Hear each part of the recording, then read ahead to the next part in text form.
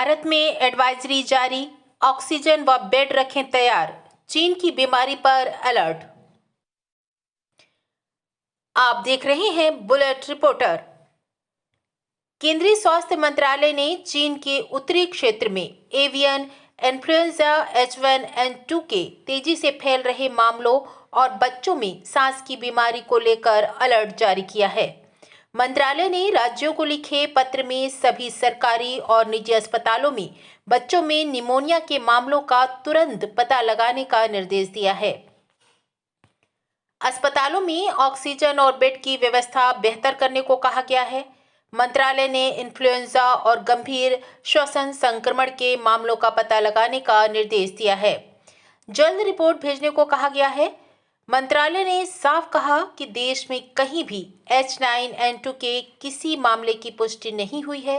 संदिग्ध मरीजों के संबंध में भी कोई जानकारी अब तक नहीं है। स्थिति घबराने वाली नहीं है, लेकिन एहतियात के तौर पर जिला और राज्य स्तर पर कड़ी नजर रखने की जरूरत है। केंद्र लगातार निगरानी कर रहा है। अस्पतालों को इस बात पर नजर रखनी चाहिए कि कहीं किसी क्षेत्र में निमोनिया के मामलों में बढ़ोतरी तो नहीं हुई है। बच्चों के साथ साथ किशोरों में भी निमोनिया के मामलों का पता लगाया जाना चाहिए। केंद्रीय स्वास्थ्य सचिव सुधांशु पंत की ओर से जारी पत्र में कहा गया है कि इन्फ्लुएंजा संक्रमण के लक्षण कोरोना वायरस से काफी मिलते जुलते हैं। ऐसे में सभी राज्यों को कोरोना संक्रमण को लेकर पहले से जारी गाइडलाइन का पालन करना चाहिए। उन्होंने राज्यों से एक्शन रिपोर्ट जल्द साझा करने की भी अपील की है।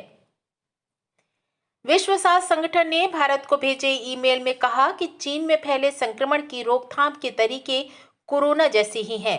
WHO ने चीन से अतिरिक्त जानकारी मांगी है। बताया जा रहा है कि चीन के इसी इलाके से कोरोना वायरस की शुरुआत हुई थी, जो दुनिया के दूसरे देशों तक पहुंच गया। चीन में ऐसा न्यूज़ आ रही थी कि जो सांस में तकलीफ के बहुत सारे मामले, बहुत सारे बच्चे और बहुत सारे वहाँ पे पेशेंट्स आए हैं। और पिछले दिनों में हमने कोरोना का एक भयावह स्थिति झेली है। हमारे पूरे देश ने इसको बहुत मजबूती से उसका सामना किया था। और इस सब को देखते हुए सरकार अब कोई भी ढिलाई बरतने के मूड में नहीं है। और ये इसीलिए WHO ने भी और हमारे देश की सरकार ने भी ऐसे गाइडलाइन जारी किए हैं कि हम इस बारे में पूरी सतर्कता बरतें। बढ़ाने की ज़रूरत नहीं है ना। ये वापस से कोरोना का रिसर्जेंस या पुनर्उद्भव नहीं है। वो ऐसा देखा गया है कि जब कोरोना के बाद में बहुत सारे ऐसे दूसरे वायरस हैं, जैसे इन्फ्लुएंजा वायरस है या माइकोप्लाज्मा के निमोनिया है, इनके मामलों में बढ़ोतरी का ये लक्षण हो सकता है। परंतु सरकार ने ऐसा कहा है कि हमको किसी भी तरीके की ढिलाई बरतने की ज़रूरत नहीं है। हम अपने हॉस्पिटल में पर्याप्त मात्रा में बेड्स और ऑक्सीजन और निमोनिया के मरीजों से लड़ने की क्षमता बनाए रखें और कहीं भी किसी भी प्रकार की ढिलाई ना करें। और पब्लिक के लिए एक सिंपल सी एडवाइजरी यही है कि जो हमने कोरोना में पहले जैसे हमारे देश के हर व्यक्ति ने एक दूसरे का साथ दिया था, डिस्टेंस मेंटेन करें, हाथ धोएं, है ना। कफ एटिकेट मतलब खांसने छींकने के लिए या तो मतलब मास्क का इस्तेमाल करें।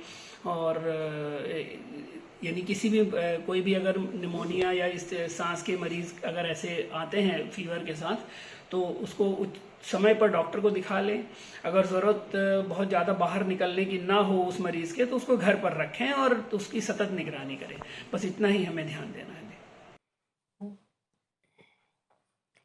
बुलेट रिपोर्टर के लिए ब्यूरो रिपोर्ट, रीवा।